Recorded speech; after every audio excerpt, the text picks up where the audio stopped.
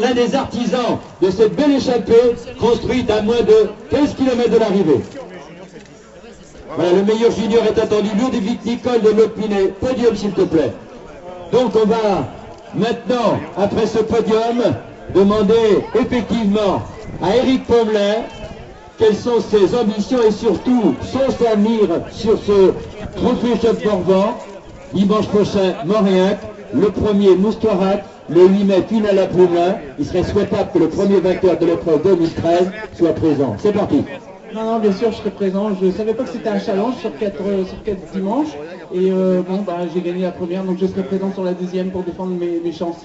Tu connais la valeur du classement général final? Oui, c'est vrai qu'on m'a donné une feuille quand on m'a remis le dossard tout à l'heure, donc c'est fort intéressant. C'est-à-dire combien? Je crois que c'est 1000 €. Bonne réponse, tu reviens dans la deuxième semaine. Bravo Eric Pomelet, superbe. Il est deuxième. Il est deuxième. On a maintenant, ici à nos côtés, il a 10 devant. Il était le meilleur des deuxièmes catégories sur la pelouse de l'Opiné. Aujourd'hui, comme l'on dit dans le jargon, il a fait son boulot, il est passé tout près de la victoire.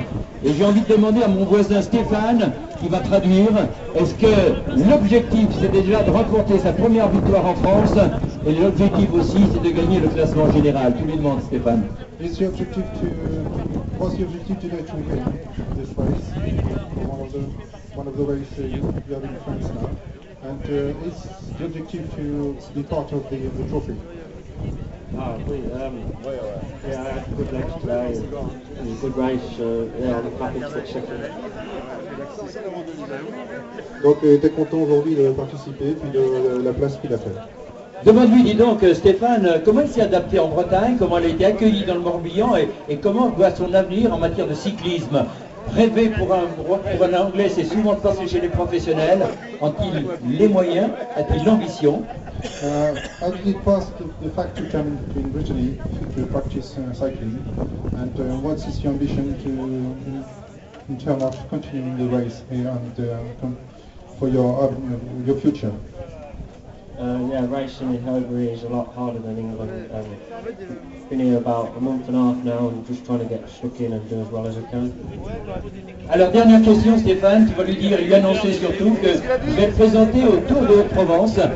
Le Tour des Hautes-Provence est à la mi-juin, il y a 4 jours de course, tous les jours il y a 4 cols. C'est l'une des plus belles épreuves en France en matière d'organisation, en matière de plateau. Il y a des Hollandais, il y a des Italiens. L'an dernier on avait présenté dans les 3 nations différentes. Il est le chef de file de l'équipe morbihanaise présente sur les Hauts-de-Provence. Est-ce qu'il rêve une victoire là-bas, dans le pays du soleil? Excusez-moi, juste avant pour dire que donc la petite réponse de tout à l'heure, c'était, il disait qu'en fait les courses ici sont beaucoup plus difficiles qu'en Angleterre, et donc ce qu'il apprécie énormément, et que c'est un bon challenge. Sinon, il y a une épreuve au mois de juin qui est le circuit de Haute-Provence. In June there is a competition, the Challenge de Haute-Provence.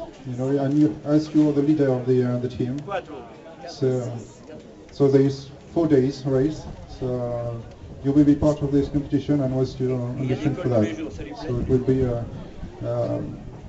hill competition. So. C'est bon? C'est bon? Il a l'air d'être d'accord pour monter l'école. Hein? Coupe? No problème. Ah ben d'accord.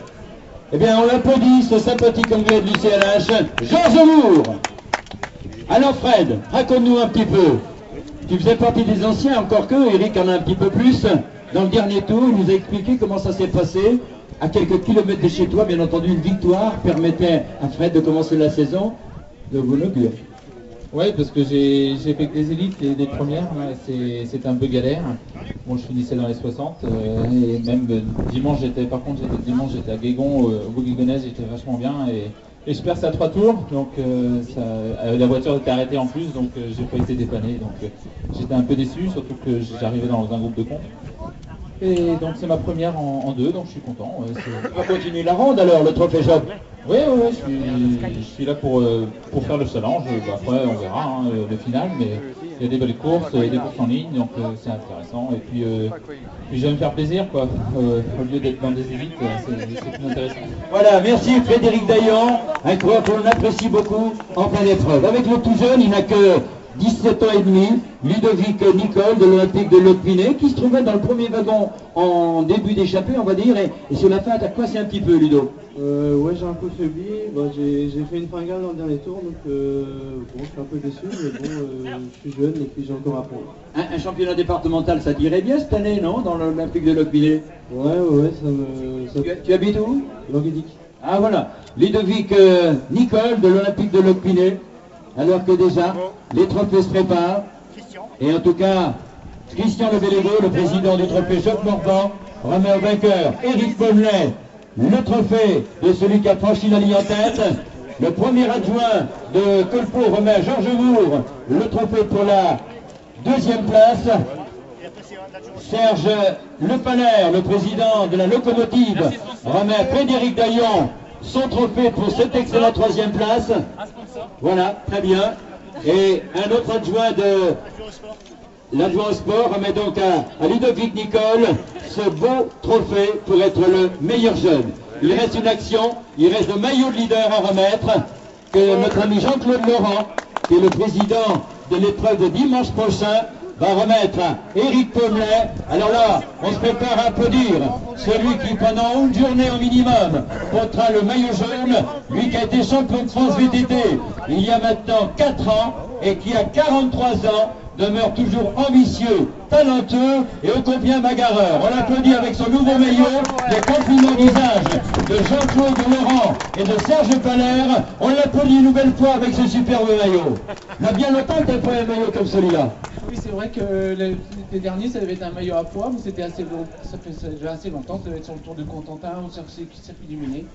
Alors tu sais que quand on porte un maillot jaune, la première soirée, on doit le garder pour dormir. Hein. J'ai demandé la permission à ma femme. Voilà, très bien, bonne réponse. En tout cas, un beau final avec, on va dire, l'expérience d'Éric et de Frédéric, la jeunesse et le talent pour Georges et pour Ludovic. Voilà, aujourd'hui on a fait les choses de formidable manière et je crois que du côté de Montréal, vous êtes prêts à les accueillir dès dimanche. On nous attend tous pour dimanche prochain, Montréal, en espérant qu'on aura un temps superbe comme aujourd'hui. Voilà, la conclusion avec les deux présidents, Serge Lepalaire, qui a mené comme d'habitude une super structure et organisation depuis de bonne heure ce matin avec 200 participants avec les jeunes et cet après-midi plus de 100 partants, du jamais vu à Colpo, c'est bien.